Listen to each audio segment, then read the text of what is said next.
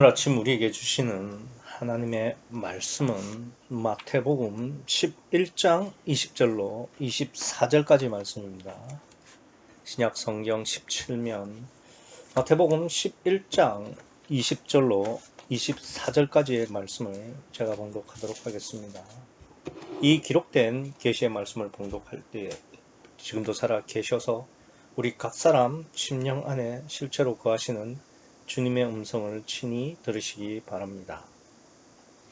예수께서 권능을 가장 많이 베푸신 고을들이 회개치 아니하므로 그때에 책망하시되 화가 있을진저 고라시나 화가 있을진저 벳세다야 너희에게서 행한 모든 권능을 두로와 시돈에서 행하였더면 저희가 벌써 베옷을 입고 제에 앉아 회개하였으리라. 내가 너희에게 이르노니 심판날에 두로와 시돈이 너희보다 견디기 쉬우리라. 가버나움아 내가 하늘에까지 높아지겠느냐 음부에까지 낮아지리라. 내게서 행한 모든 권능을 소돔에서 행하였더면 그 성이 오늘 날까지 있었으리라. 내가 너희에게 이르노니 심판날에 소돔 땅이 너보다 견디기 쉬우리라 하시니라. 아멘. 여러분이 이제 성경을 보실 때 제가 늘 말씀을 드리지만 코이노니아를 할 때도 마찬가지죠. 성경을 보시면 이 성경에 어떤 모순이 있는가, 어떤 이상한 점이 있는가, 이런 것들을 좀 살피면서 보시면은 성경에 나오는 본문의 내용을 좀 더 잘 알 수 있고 또 본문이 전하고자 하는 뜻을 근접해서 알 수 있을 거라고 생각합니다. 늘 드리는 말씀이지만 오늘 본문을 보시면서 뭐가 좀 이상한 점이 없었나요? 저는 두 가지가 좀 이해가 잘 안 됐습니다. 그게 어떤 거냐면 지금 예수님께서 고라신과 벳세다 그리고 가버나움을 저주하시면서 그러니까 드로와 시돈 그리고 소돔보다 더 심판하시겠다 이렇게 말씀을 하십니다. 그러면서 그 이유가 표적을 더 많이 행했는데 가장 많이 행했는데도 회개치 않으니까 더 심판하시겠다 이렇게 말씀을 하시는데 여기서 두 가지가 저는 좀 이해가 잘 안 됐습니다. 첫 번째는 왜 고라신과 벳세다 그리고 가버다움에다가 표적을 가장 많이 행하셨을까? 다른 지역보다는 더 많이 행하셨다는 말씀을 하고 있죠. 가장 많이 권능을 가장 많이 20절에 베푸신 고을들이 회개치 아니하므로 고을들이 바로 이 고라신과 벳세다 그리고 가버나움이 되겠죠. 그러니까 왜 가장 많이 행하셨냐 이거죠. 두 번째, 어차피 회개를 안 한 것은 드로와 시돈, 소돔도 마찬가지일 텐데 이 벳세다와 고라신 그리고 이 가버나움이 더 심판을 받을 이유는 뭐냐? 어차피 똑같은 죄를 지었는데 왜 고라신과 벳세다 그리고 가버나움이 더 심판을 받아야 되느냐?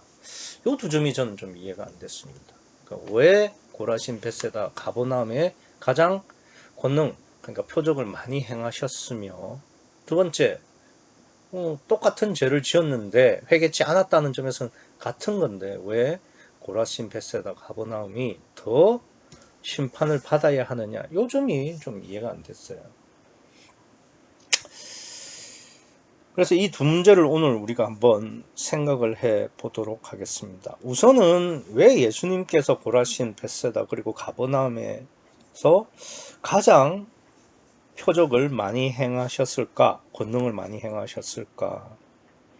그거는 이제 두로와 시돈 그리고 이제 소돔을 생각해 보면은 이해를 할 수 있을 겁니다. 두로와 시돈은 항구 도시예요. 우리나라로 따지면은 부산, 인천 뭐 그런 쪽의 도시가 되겠습니다. 뭐 그러니까 부산이나 인천이나 우리나라의 대도시죠. 그럴 수밖에 없는 이유는 부산이든 인천이든 큰 항구를 가지고 있습니다. 그래서 부산은 태평양 지역의 수출입의 본부가 되는 거고, 인천은 중국 쪽, 그리고 서쪽의 국가들, 뭐 서남아시아 쪽 그쪽 국가들과 무역을 하는 데 있어서 중심지가 되겠죠. 그러다 보니까 이제 부산이나 인천이 우리나라 2, 3위 도시를 다투고 있는 거죠. 그러니까 무슨 말이냐면은 항구를 낀 도시는 잘 살게 되고 물질이 풍족하게 됩니다. 지금도 시돈이라는 곳은 현대 레바논에 속해 있는데, 이 레바논 지명으로는 사이다라는 지명을 갖고 있는데, 이 시돈은 레바논에서도 지금도 큰 도시입니다. 그러니까 그만큼 물질이 풍부하고 이제 각지에서 많은 사람들이 출입을 하다 보니까, 그러니까 상업이나 이 무역이 활발해서 물질만 풍족한 게 아니라 우상숭배의 문제도 생기게 되는 거죠. 그래서 사람들의 관심이라는 게 늘 어떻게 하면 돈을 더 많이 벌 수 있을까? 어떤 신에게 빌어야 내가 안전하게 배를 타고 다닐 수 있고, 또 나가서 고기를 잡든 무역을 하든 돈을 벌어서 잘 살 수 있을까? 여기에만 관심이 있었던 거죠. 그러니까 뭐 항구도시니까 물질이 풍부하고 그래서 물질에 관심이 많고 그것을 위해서 살았다는 것은 쉽게 이해가 되는데, 뭐 우상까지 어떻게 연결을 시키냐, 이런 의문이 있을 수 있죠. 그런데 그러니까 이 두로와 시돈처럼 비슷한 곳이 우리가 잘 알고 있는 고린도라는 곳입니다. 고린도 전서 후서를 보면은, 거기에 보면은 뭐 윤리 도덕적인 문제도 많이 제기되지만, 거기에 뭐 어떤 문제가 항상 끼어다니냐면 우상의 문제가 생겨요. 그러니까 왜 우상의 문제가 생기느냐면, 고린도도 이 두로와 시돈처럼 항구 도시입니다. 그러다 보니까 두로와 시돈처럼 똑같은 문제가 생기게 되죠. 그래서 사람들이 물질에만 관심이 있고 이방 우상에게 자꾸 섬기고 거기에 마음을 뺏기다 보니까, 이 고린도 지역에는 사도 바울이 가서 교회를 세웠음에도 불구하고 계속해서 이 우상 문제가 자꾸 터지는 겁니다. 그러니까 이제 두로와 시돈도 그런 문제가 있죠. 더군다나 두로와 시돈은 이스라엘의 통치를 받은 게 아니에요. 그러니까 쉽게 말해서 이방 땅입니다. 그러니까 이 사람들은 아예 그냥 우상에, 이방신에 사로잡혀 사는 거죠. 그러다 보니까 물질은 풍부하죠. 이방신에게 빌죠. 그러니까 이 사람들은 그냥 육체에만 매여 사는 겁니다. 아니 우상을 섬기는데 뭐 육에만 관심이 있다고 하느냐라는 질문이 있을 수 있는데, 그러니까 우상을 섬기는 이유가 그러니까 나의 일신이, 그러니까 뭐 주로 이제 남자들이 배를 타고 다니니까, 그러니까 아버지 가장의 안전, 그리고 그 우상으로 말미암아서 우리가 그러니까 가족이 복을 받고 잘 먹고 잘 사는, 그러니까 결국은 이 전부 다 육신의 문제거든요. 그래서 두로와 시돈, 고린도처럼 이 지금 고라신과 벳세다 그리고 가버나움이, 그러니까 오직 그 사람들의 관심은 어디에 있었다? 육체에 있었다는 것을 이 두로와 시돈, 소돔으로 지금 말씀을 하고 계시는 겁니다. 특별히 두로와 시돈은 항구 도시고 고린도와 똑같은 지역적 특성이 있기 때문에 이런 문제가 생길 수밖에 없다는 것을 성경이 말씀을 하고 계시는 거죠. 특별히 이 가버나움은 따로 떼서 말씀을 하시잖아요.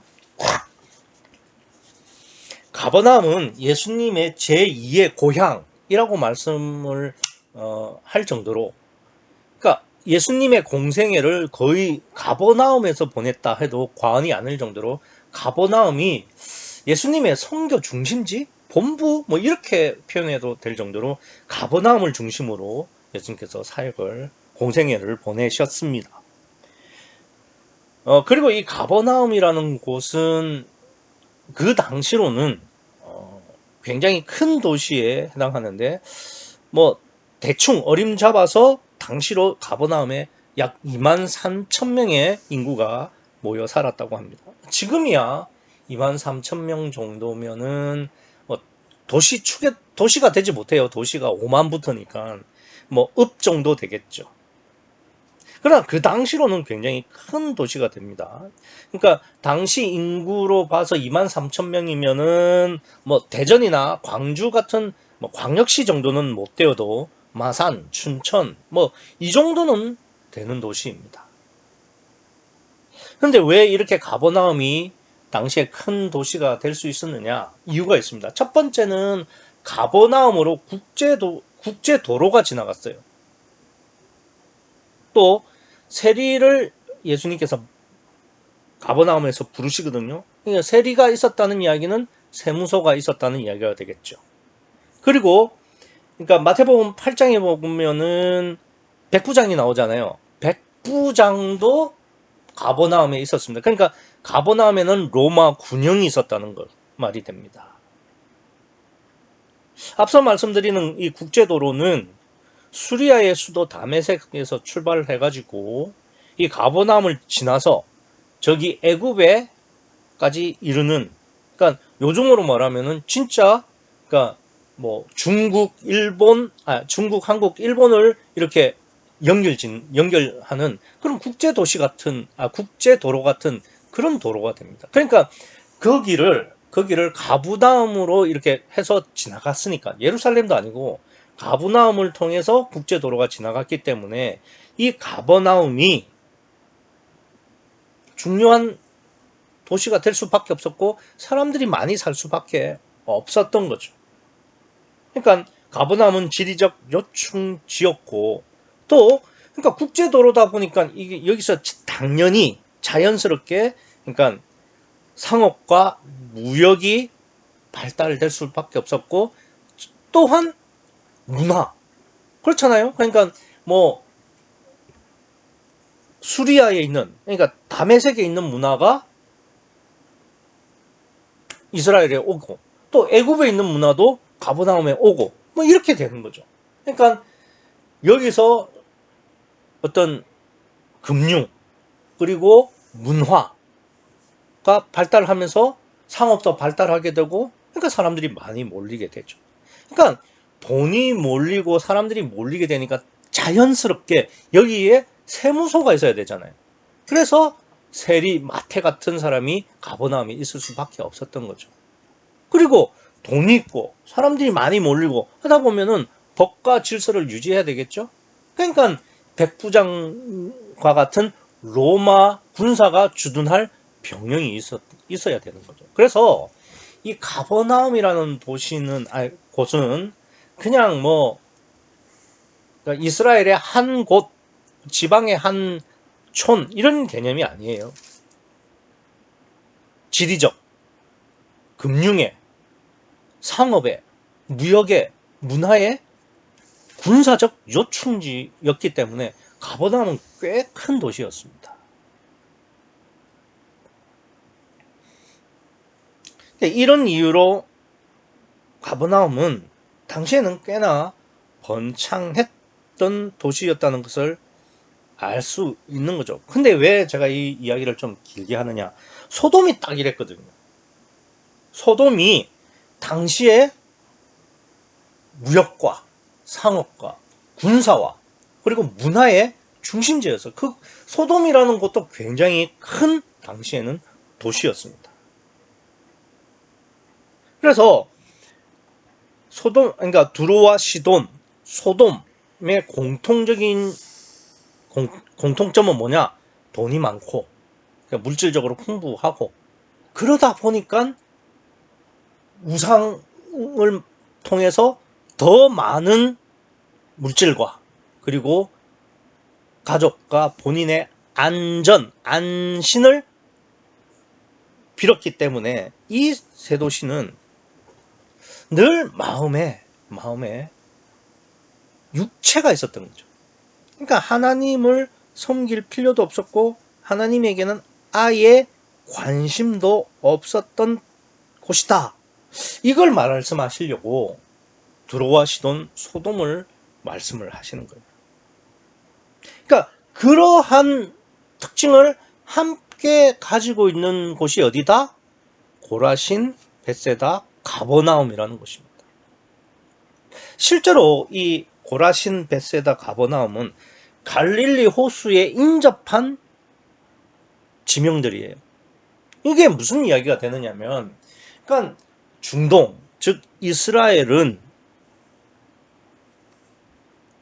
땅이 척박하고 비가 잘 오지 않죠? 그렇기 때문에 자연스럽게 물이 귀합니다. 뭐 우스갯소리로 중동에는, 그러니까 기름이 많은 나라는 기름보다 물이 더 비싸다라는 말이 있는데 실제로 그랬어요. 제가 성지순례에 가보니까 1리터당 기름은 1,000원이 안 되는데 물은 1,000원 받아요. 작은 생수병 하나가. 그러니까 더 비싼 게 맞죠. 그러니까 그 정도로 물이 귀했고 물이 있어야 뭐 농사도 짓고 가축도 기르고 그러지 않습니까? 그런데 이 가버나움, 벳세다, 고라시는 그러니까 갈릴리 호수에 딱 인접해 있는 마을들이기 때문에 다른 지역, 뭐 예를 들면은 나사렛이라든지 무슨 뭐 그 땅이 척박한 그런 지역에 비해서는 굉장히 비옥하고 잘 살았습니다. 왜 그러냐면은 갈릴리 호수에 나오는, 그래서 잡는 고기만 해도 자기들이 먹고 살았으니까요.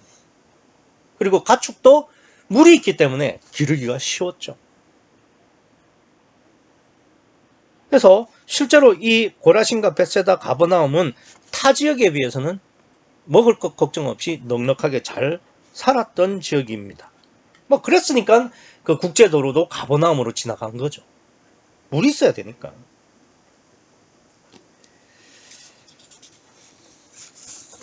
그런데 이 갈릴리 호수가 우리는 그냥 호수라고 하니까 그냥 대충 그냥 물이 모여 있는 곳이 있다 이렇게 생각할지 모르겠지만 이 갈릴리 사람들은 갈릴리 호수를 갈릴리 바다라고 합니다. 왜 그러냐? 실제로 굉장히 넓어서 그래요. 뭐 예수님께서 갈릴리 호수를 지날 때 뭐 폭풍우가 치고 그죠? 파도가 오고 그 말씀 기억나시죠? 그러니까 그 정도로 아주 큰, 진짜 어떻게 거기서 이게 호수라는 것을 모르고 보면은 이게 호수라고는 생각이 안 들어요. 진짜 바다처럼 느껴져요. 굉장히 크기 때문에. 그러다 보니까 뭐 깊은 곳도 있을 수 있고 나가서 뭐 폭풍에 휘말려서 죽을 수도 있고. 그러니까 이게 사실은 그러니까 드로아 시돈, 뭐 고린도처럼 항구나 마찬가지다 이겁니다. 그러니까 늘 고기 잡으러 나간 아빠, 남편, 자식을 걱정할 수밖에 없고 본인도 마찬가지고 그러다 보니까 늘 안전에 마음을 뺏기게 되죠. 또 금방 말씀을 드린 것처럼 갈릴리 호수 주변이라 다른 곳보다는 물질적으로 풍족했죠. 그러니까 이 사람들도 가버나움, 벳세다, 이 고라신 사람들도 두로와 시돈, 소돔처럼 평상시에는 내가 어떻게 하면은 고기 더 많이 잡을까? 돈 많이 벌 수 있을까? 여기에 마음에 잡혀 있고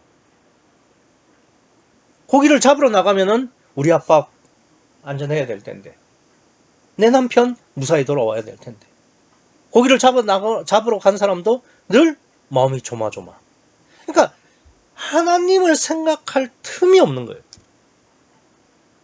관심이 온통 육체, 보이는 것에만 있기 때문에 이 사람들이 고라신, 벳세다, 이 가버나움 사람들이 두로와 시돈, 소돔과 똑같은 삶을 살았다. 그래서 이 사람들이 심판을 받게 되는 겁니다. 그런데 우리가 소돔이 왜 심판을 받았냐라고 사람들에게 물어보면은 무슨 뭐 윤리적 죄, 무슨 동성애, 심지어 수간 뭐 이런 이야기를 하는데 그건 사람들 생각이고요. 뭐 몇몇 하석을 가지고 그렇게 엉뚱하게 추측하는데 제가 묵도 시간에 읽어드렸던 예수님은 소돔의 멸망을 그렇게 말씀하시지 않아요. 누가복음 17장 28절에 보면은 예수님께서 직접 하신 말씀입니다. 또 롯의 때와 같으리니 사람이 먹고 마시고 사고 팔고 심고 집을 짓더니 여기 어디 윤리적 죄가 있습니까? 뭐 예컨대 먹고 마신다 이러면 뭐 흥청망청 됐다 뭐 이렇게 표현할 수도 있죠. 뭐 그렇게 할 수도 있죠. 근데 그 뒤에 그러니까 사고 팔고 심고 집을 짓는다. 여기에 무슨 윤리적 죄가 있습니까?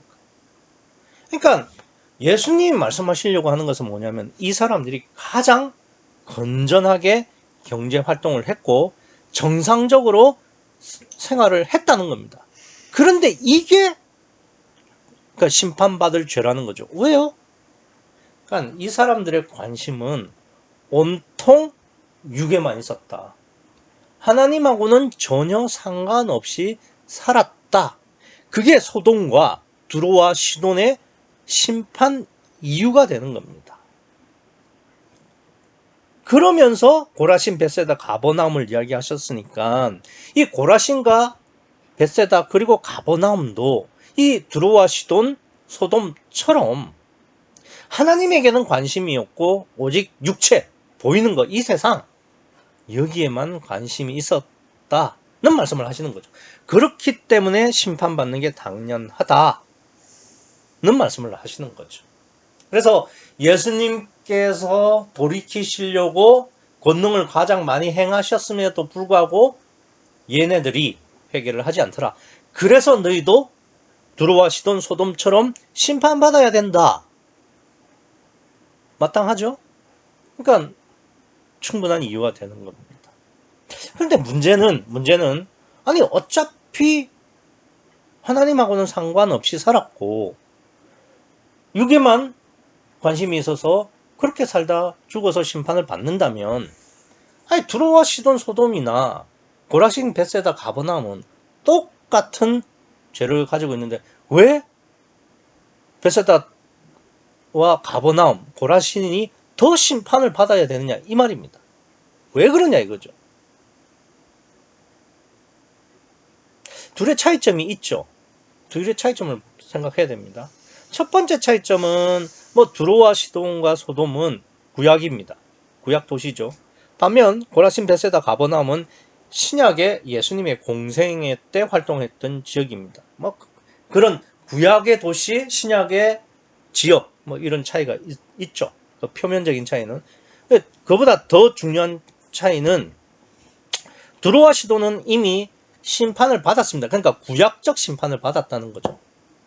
그런데 이 고라신, 벳세다, 가버나움은 지금 심판받는 게 아니에요. 지금 예수님께서 야 너희가 내가 권능을 가장 많이 베풀었는데 회개치 아니했으니까 내가 지금 심판하마라는 게 아니죠. 21절에 보면 화가 있을진저 고라시나 화가 있을진저 벳세다야 너희에게서 행한 모든 권능과 두로와 시돈에서 행했다면 저희가 벌써 베옷을 입고 제에 앉아 회개하였으리라. 내가 너희에게 이르노니 심판날에 두로와 시돈이 너희보다 견디기 쉬우리라 라는 말은 지금 쉽다는 말이 아니라 앞으로라는 이야기가 되겠죠. 그러니까 지금 예수님이 말씀하시는 공생의 시점을 기준해서 그 이후가 되겠죠. 최소 사도행전 2장에서 예수님께서 보내신 성령이 강림하는, 그래서 그곳에 모여있던 마가다락방의 사람들이 성령 침례를 받아 성령으로 거듭나는 그 이후의 시점에서 받을 심판을 말을 한다 이겁니다. 그거를 좀 더 앞당겨서 지금 예수님께서 말씀을 하고 있는 거죠.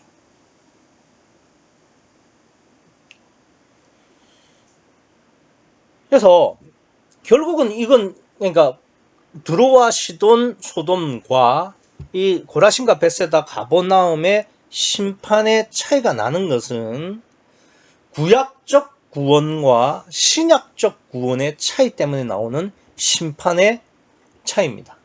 그러니까 구약 때 구원을 받을 기회가 있었음에도 불구하고 구원을 받지 못한 사람들은 구약을 기준으로 해서 심판을 받지만 신약적 기준으로 구원을 받아야 하는데 받지 못하는 사람은 신약의 기준으로 해서 심판을 받는데 그 심판의 정도가 강도가 구약보다는 신약이 훨씬 더 무겁고 강하다는 이야기가 되겠죠. 왜 그러냐?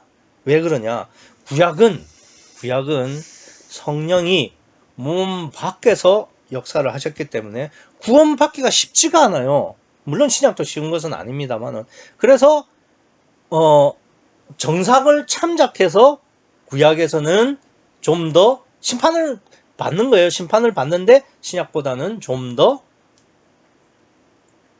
덜한 심판을 하시는 거고, 신약은 성령이 직접 들어오셔서 구원을 해주시고 또 성숙도 시켜주십니다. 그리고 그 기회가 엄청 많이 보장이 돼 있죠. 구약에는 성경이라는 것도 없었고 잘 없었고요. 성경을 우리가 지금 우리도 한 사람이 하나씩 가지고 있지만 이 정도로 성경이 있지도 않았어요. 또 복음이 이렇게 널리 퍼져 있지도 않았고 또 케이블이라든지 가까운 교회를 가서 이렇지 않았어요. 복음을 접할 기회도 적었고 성령이 역사할 수 있는 기회도 적었죠. 근데 요즘은 얼마든지 자신이 원하면은 성령이 역사하실 수 있죠. 더군다나 성령이 몸 안에 들어오셔서 역사하시기 때문에 그 은혜의 기회를 놓치면 더 심판을 받아야 한다는 것은 당연한 이야기가 되겠습니다. 그러면 이래야 되잖아요. 본문에서 구약은 구원받기가 너무 어려웠는데 그런데도 구원을 받지 못했으니까 심판받아야 마땅하지만 그나마 정상이 참작이 돼. 그런데 너희는 내가 직접 왔고 또 우리로 따지면 성경도 아무 때나 있고 구원받을 기회도 더 많아졌는데 왜 구원 못 받아? 그래서 너희는 더 심판받는 게 마땅해. 이렇게 말씀해야 되지 않냐 이거죠.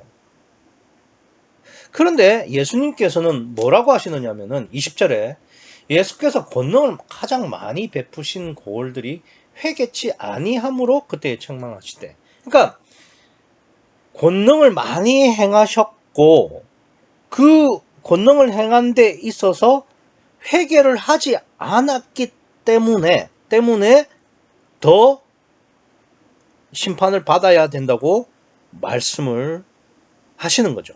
그러니까 이런 이야기가 되겠죠. 두로와 시돈, 소돔은 아예 이방 지역입니다. 그래서 하나님을 믿지 않았어요. 그러니까 하나님께서 권능을 행하지 않으셨죠. 그러니까 권능을 행하지 않은 지역보다 이 고라신, 벳세다, 가버나움은 예수님께서 권능을 행하셨으니까, 표정을 행하셨으니까 그 차이로 너희가 그러니까 더 많이 심판을 받을 것이다. 이렇게 말씀하시면 되는 거죠. 그죠? 그런데 회개치 아니했기 때문에 너희가 심판을 받는다라는 말, 그게 여러분은 이해가 되십니까? 그러니까 고라신, 베세다, 가버나움이 권능을 많이 받았고, 그 권능을 받았는데도 불구하고 회개치 않았기 때문에 더 심판을 받아야 된다. 이 말이 이해가 되냐 이 말입니다. 물론 앞서 말씀을 드린 것처럼 두루와 시돈 그리고 소돔은 하나님께서 권능 자체를 행하시지 않았기 때문에 회개할 기회도 없었죠. 그래서 심판을 받는다고 해도 이 권능도 받고 회개도 하지 않은 두루와 고라신과 베세다, 이 가버나움이 더 심판을 받는다는 말은 이해가 됩니다. 그런데 권능을 받았다고 해서 회개를 하지 않았다라는 이 말이 이해가 되시냐 이 말입니다. 우리가 표적을 많이 받으면은 회개를 하게 되나요? 우리가 어떤 기적을 체험했어요. 그럼 회개를 합니까? 저는 이 말이 무슨 말인지가 좀 이해가 안 됐어요. 아니, 권능을 많이 행했는데 왜 회개를 해야 되나요? 예컨대 내가 어떤 큰 고난에 빠져 있어요. 근데 하나님께서 기적적으로 제게 그러니까 표적을 행하셔서 그 문제를 해결해 주셨습니다. 그러니까 죽을 병에 놓여 있다가 하나님께서 나를 그 죽을 병에서 고쳐서 살아나게 하셨습니다. 그러면은 찬송하고 기뻐야지 회개합니까? 말이 안 되지 않습니까? 그래서 저는 도대체 이 권능을 행하는 것과, 그러니까 표적을 행하는 것과 이 회개라는 게 도대체 무슨 관계가 있느냐, 그 점이 굉장히 이해가 안 됐죠. 그러니까 권능을 행했는데도 회개를 하지 않았기 때문에 지금 고라신과 베세다와 가버나움이 더 심판받는다는 말 아닙니까? 그럼 도대체 권능을 행했을 때 회개를 해야 되는 그 상관관계, 그 이유가 뭔지를 알아야 되지 않겠습니까? 그래야 우리가 심판을 피할 수 있으니까. 결국 이 말로 요약될 수 있죠. 도대체 회개라는 게 뭐냐? 그걸 알아야 되죠. 우리가 보통 알고 있는 회개는 그냥 죄를 뉘우치고 돌이켜서 그 죄를 다시는 짓지 않는 것, 뭐 이런 식으로 해석을 하고 알고 있습니다. 그러나 오늘 본문에서 예수님께서 말씀하시는 거는 이 회개는 그 정도가 아니라 구원과 심판을 받는 기준이 되는 거다 이 말입니다. 그럼 회개라는 게 도대체 뭐냐? 이 점을 우리가 한번 생각해 보자 이거예요. 우선은 이 고라신, 베세다, 가버나움에서 예수님께서 지금 권능을 많이 행하셨다, 즉 표적을 많이 행하셨다고 말씀을 하시는데 저는 그것도 인정을 할 수가 없습니다. 왜 그러냐면은 우선은 고라신과 베세다는 성경에 따로 기록이 없습니다. 뭘 하셨다, 어쨌다, 이거 없어요. 그냥 거의 오늘 본문이 전부입니다. 사복음서에서도 나오지만 같은 이야기이지 다른 내용은 아니에요. 그러면 이제 성경을 찾아봐도 고라신과 베세다는 별 내용이 없어요. 그런데 이제 이 가버나움에는 그나마 표적이나 권능을 행하신 부분들이 있죠. 그러니까 가버나움에서 행하신 표적이 뭐가 있냐면은, 그러니까 백부장의 사랑하는 하인이 중풍병에 걸렸던 것을 고쳐준 일, 그 다음에 베드로의 장모의 열병을 고쳐주셨던 것, 그리고 침상째 내린 중풍병자를 고쳐주신 것, 그리고 오병이어입니다. 그러니까 전부 합쳐봐야 4개예요. 4개가 적은 건 아니죠. 그러나 본문 말고 본문 앞에도 보면 각색 병자를 고쳤다. 아니 그 각색 병자에 얼마나 사람들을 많이 고치셨겠어요. 4명만 고치셨겠어요? 더 고치셨겠지. 근데 어떻게 그러니까 이 고라신, 벳세다, 가버나움이 다른 곳보다 더 많이 권능을 행하셨다고 말씀하실 수 있냐 이거죠. 물론 이 오병이어는 예수님이 행하신 표적 중에 아마 최대의 표적이고 가장 예수님의 표적 중에 대표적인 표적이라고 해도 과언은 아니죠. 그렇기 때문에 뭐 가장 많이 권능을 행했다 뭐 이런 말이 가능하실 수 있죠. 근데 문제는 뭐냐면요, 이 오병이어는 예수님이 지금 말씀하실 때 기준으로는 아직 행하지 않은 표적이에요. 다음에 나옵니다. 마태복음 14장에 기록되어 있습니다. 그렇기 때문에 지금 11장 기준으로는 이 오병이어는 빼야 되죠. 그러면 이제 3개가 남잖아요. 그러니까 백부장의 사랑하는 자, 하인, 중풍병, 그리고 베드로 장모 열병, 그리고 침상째 내린 중풍병자 표적. 요 3개인데 이게 뭐 그렇게 많이 한 겁니까? 가장 많이 한 거예요? 아니 뭐 앞서 말씀드린 것처럼 각색 병자를 밤새도록 고치신 것도 있는데, 그런데 예수님은 그렇게 말씀하시잖아요. 그러니까 성경이 그렇게 말씀하시잖아요. 예수께서 권능을 가장 많이 베푸신 고을이라고 하니까 내 생각이 중요한 게 아니죠. 성경이 그렇게 말씀하시면 거기에 맞춰서 내가 생각을 해야 되는 거죠. 그런데 이래요. 다른 곳에서는 각색 병을 고쳤다고 돼 있지만 이 가버나움에서 고친 새 표적은, 그러니까 예수님이 말씀하실 때까지를 기준해서 말이에요. 새 표적은 전부 개별 케이스로 말을 합니다. 이게 달라요. 그러니까 다른 곳에서는 그냥 병을 고친 거고요. 가버나움에서는 권능을 행하신 거예요. 즉 권능을 통해서, 표적을 통해서 말씀하시는 로고스가 있었다 이 말입니다. 그러니까 왜 다른 데는 각색 병이라고 퉁치면서 가버나움은 개별 사건으로 다룰까? 그러니까 이런 겁니다. 백부장, 장모, 침상 사건은 예수 그리스도를 설명하는 거예요. 그러니까 소돔과 두로와 시돈, 그리고 고라신, 벳세다, 가버나움이 다른 점은 구약과 신약이라는 다른 점도 있지만 거기에 결정적인 차이는 뭐냐? 예수님이라는 존재가 있냐 없냐예요. 근데 각색병도 뭐 예수님이 있었지만 그거는 그냥 병을 고치는 하나의 사건이라고 볼 수 있다면, 지금 이 백부장 장모 침상 사건은 예수 그리스도라는 정체성을 설명하는 사건입니다. 보세요. 백부장 사건은 예수님께서 육신을 입고 있으면서 시공간을 초월하는 메시아임을 증명하는 사건이었죠. 그리고 침상 사건을 보세요. 침상 사건은 육신을 입고 있는 예수님께서 그 달아내린 친구들과 달려 내려진 문둥병자의 속을 보시면서 소자야 내 죄 사함을 받았느니라. 속을 보신다 이거예요. 중심을 보신다 이거예요. 그러니까 예수님은 육신을 입고 있지만은 하나님이시다. 성령이 함께 하신다. 라는 예수 그리스도의 정체성을 설명하신 것이 백부장과 침상 사건입니다.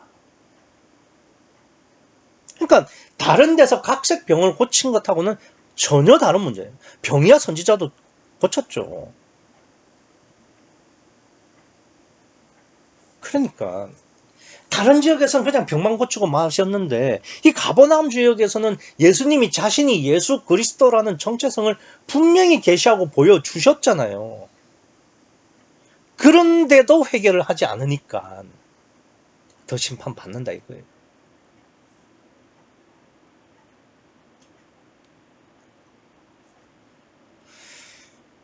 그러니까 이 두로와 시돈, 뭐 소돔은 모델이 없었죠. 그리고 뭐 다른 지역도 예수님이 이렇게 개별 사건으로는 말씀하시지 않으셨죠. 그런데 고라신, 벳세다, 가버나움은 분명히 예수님이 스스로 예수 그리스도이심을 정확히 말씀하셨습니다. 그럼에도 불구하고 회개를 하지 않았기 때문에 더 심판을 받는다는 말씀인데, 그러니까 앞서 말씀을 드린 것처럼, 그러니까 뭐 예수님께서 그렇게 정체성을 보여주셨는데 왜 회개해야 되냐 이거예요.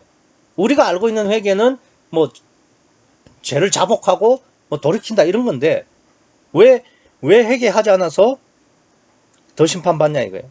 회개는 헬라어로 메타노에오라는 단어입니다. 여기서 메타라는 말은요, 뭐뭐과 함께 위드라는 개념이 있고요. 그 다음에 메타의 또 다른 뜻은 무엇보다 우수하다. 우리 슈퍼라는 말을 쓰죠. 슈퍼맨 하면 사람보다는 그러니까 우수한, 우등한 존재, 뭐 이런 뜻이 되겠죠. 그리고 노에오는 누스, 즉 알다, 인지하다, 뭐 이런 뜻이에요. 그러면 메타가 함께 혹은 우수라는 뜻이고 노에오가 알다라는 뜻이니까 메타노에오를 합쳐보면 이런 거예요. 함께 알다 혹은 월등하게 알다 이런 뜻이죠. 그걸 또 다시 합치면 함께 해서 월등하게 안다 이 말입니다. 그럼 어떤 경우에 함께 해서 월등하게 아는 거예요? 그러니까 성령이 함께 해서 월등하게 알면은 회개한 거예요. 그러니까 이런 거죠.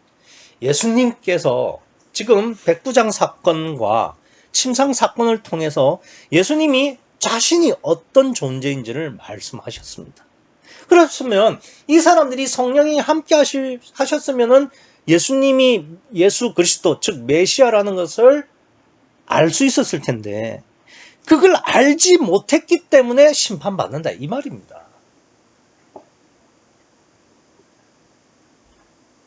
그러면 이런 문제가 생기죠. 아니 그러면 어떻게 하면 성령이 함께해서 예수님이 메시아 즉 예수 그리스도라는 것을 알 수 있느냐? 어떻게 하면 그렇게 월등하게 그러니까 우리가 보는 육적 시각을 뛰어넘은 영적 시각으로 볼 수 있느냐 이 말입니다. 그게 뭐냐? 제가 이 가버나움에서 그러니까 예수님께서 행하신 표적 중에서 하나를 뺐죠. 그러니까 앞서 백부장 사건과 그리고 이 침상 사건은 예수님이 예수 그리스도라는 정체성을 알리기 위한 표적 즉 권능이었다라고 했었는데 그러니까 가버나움 표적 중에 하나 빠진 거 베드로 장모의 열병 사건입니다. 그러니까 이 베드로 장모의 열병 사건은 예수님께서 원해서 고쳐주신 게 아니에요. 제자들이 좀 고쳐달라 부탁을 하는 거예요. 그래서 예수님께서 마지못해서 베드로 장모의 열병을 고쳐줍니다. 이게 예수님이 무슨 귀찮아서 능력이 부족해서 베드로 장모의 열병을 고쳐주지 않은 게 아니죠. 그럼 뭘 말씀하시려고 하는 거예요? 이게 단순한 사건이 아닙니다. 피조물에 의해서 창조주가 자기의 뜻을 바꾸어서 피조물의 뜻대로 행하는 거죠. 즉 예수님께서 그러니까 예수 그리스도 메시아이신 창조주 하나님이신 삼위일체 하나님이신 예수님께서 피조물인 인간의 의지에 따라서 자신의 의지를 부인하고 자기 부인을 이룬 사건이 베드로 장모의 열병을 고치시는 거예요. 그러니까 이런 거죠.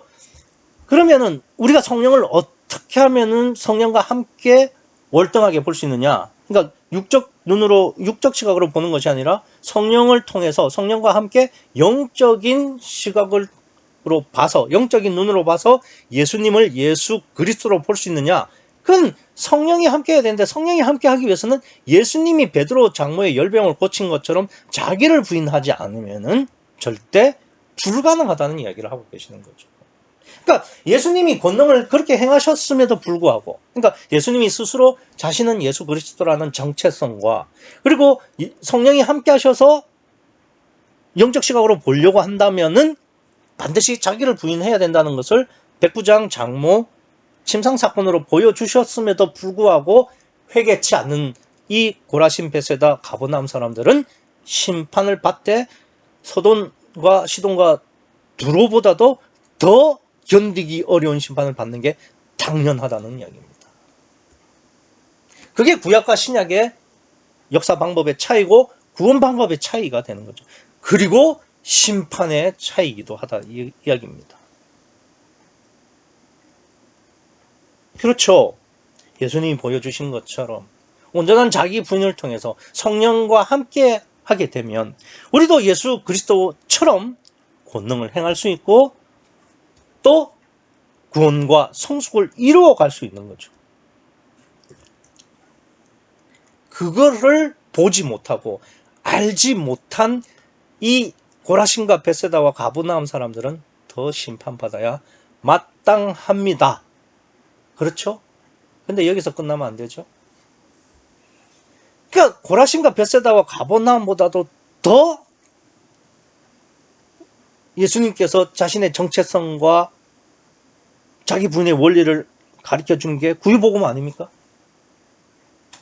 예수님은 어떤 분이시냐? 완전한 하나님이면서도 완전한 사람이다. 그분이 바로 예수 그리스도시다. 그리고 예수 그리스도를 알려면 우리가 다음에 나오지만은 천재의 주제이신 아버지여 이것을 지혜롭고 슬기 있는 자들에게는 숨기시고 어린 아이에게 나타내시면 감사합니다. 자기를 부인하는 것을 구유복음이 말하는 핵심 아닌가 이 말이에요. 아니 겨우 예수님께서 권능 3번 행한 것으로도 이렇게 큰 심판을 내리겠다고 하셨는데 완전한 예수 그리스도를 증거하고 완전한 자기 부인의 원리를 말하고 있는 이 구유복음을 받고도 우리가 회개치 아니한다. 성령과 함께하지 못해서 영적인 눈으로 천국과 하나님을 보지 못한다. 그러면은 예수님께서 그렇게 말씀하시겠죠. 이 구유 교인들아, 고라신, 벳세다, 가버나움이 심판 때에 너희보다 견디기 쉬우리라. 이 말씀 하시지 않겠어요? 본문은 우리에게 하시는 말씀이죠. 세상 어디에도 없는 유일한 복음인 자기를 부인하고 성령으로 거듭나라는 이 구유 복음을 우리가 그대로 받아들여서 그래서 깨지고 거듭나서 저 하늘에 계신 하나님과 영원한 복락을 누리시는 여러분과 제가 되기를 간절히 소원합니다. 기도하시겠습니다.